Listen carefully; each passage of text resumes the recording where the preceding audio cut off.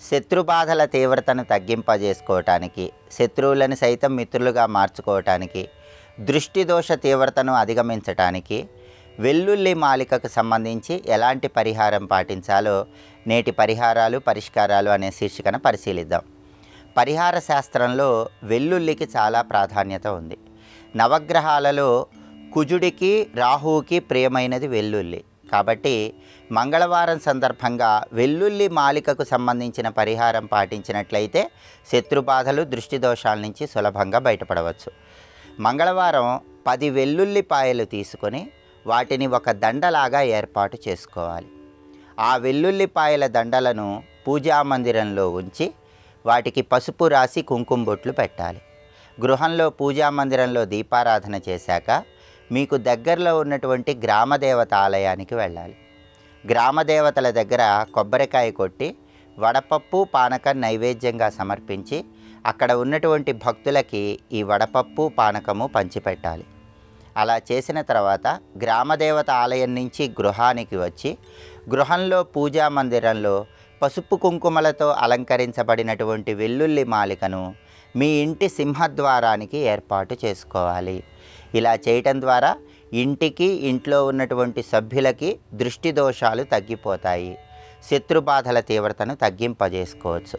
అలాగే కుటుంబ కలహాల తీవ్రతను తగ్గింపజేసుకోవటానికి, కుటుంబ సభ్యుల మధ్య అనురాగాన్ని పెంపొందింపజేసుకోవటానికి మహిళామణులు వాళ్ళ జడలో చిన్న వెల్లుల్లి రెబ్బను అలంకరించుకోవటం ద్వారా కూడా కుటుంబ సభ్యుల మధ్య అన్యోన్య వాతావరణం పెరుగుతుంది.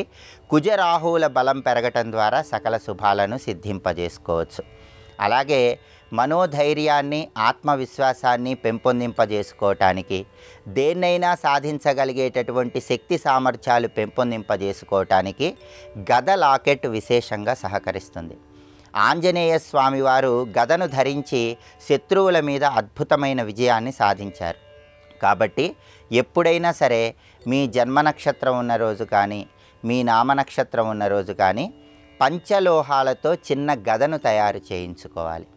ఆ చిన్న గద లాకెట్కి పసుపు రాసి కుంకుమ బొట్లు పెట్టి సింధూరం బొట్లు అలంకరించాలి. ఆ గద లాకెట్ని మంగళవారం పూట మీ గృహంలో పూజా మందిరంలో ఆంజనేయ స్వామి వారి చిత్రపటం దగ్గర ఉంచాలి. ఆంజనేయ స్వామి చిత్రపటం దగ్గర దీపాన్ని వెలిగించి ఆంజనేయ స్వామి చిత్రపటానికి తమలపాకులతో ఆకుపూజ చేసి ఆంజనేయ స్వామి వారి చిత్రపటానికి సింధూర పూజ చేసిన తర్వాత ఈ గద లాకెట్ దగ్గర ధూపం చూపించి అగరబత్తులు వెలిగించి తీపి పదార్థ నైవేద్యంగా సమర్పించి ఆ తర్వాత ఎర్రటి దారంతో ఈ గద లాకెట్ను మెడలో ధారణ చేయాలి.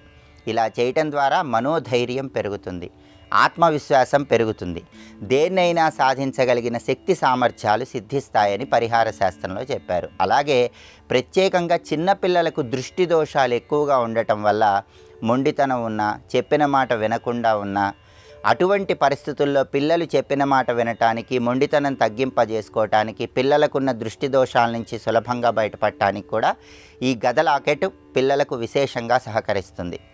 గద లాకెట్ మెడలో మంగళవారం ధరించిన తర్వాత 9 మంగళవారాలు ఆంజనేయ స్వామి ఆలయానికి వెళ్ళి ఆంజనేయ ఆలయంలో 9 ప్రదక్షిణలు కానీ 21 ప్రదక్షిణలు కానీ 41 ప్రదక్షిణలు కానీ చేసినట్లయితే గద లాకెట్ ధరించటం వల్ల వచ్చే ప్రయోజనాలు ద్విగుణీకృతం చేసుకోవచ్చని పరిహార శాస్త్రంలో చెప్పారు. అలాగే ప్రయాణాల్లో చక్కటి భద్రత లభించటానికి, ప్రయాణాలు విజయవంతం చేసుకోవటానికి, ప్రయాణాల ద్వారా మంచి ప్రయోజనాలు అందిపుచ్చుకోవటానికి కూడా ఈ గద లాకెట్ విశేషంగా సహకరిస్తుంది. కాబట్టి శత్రుబాధలు దృష్టి దోషాలు అధిగమించటానికి వెల్లుల్లి మాలికను మంగళవారం ఇంటి సింహద్వారానికి ఏర్పాటు చేసుకోవాలి.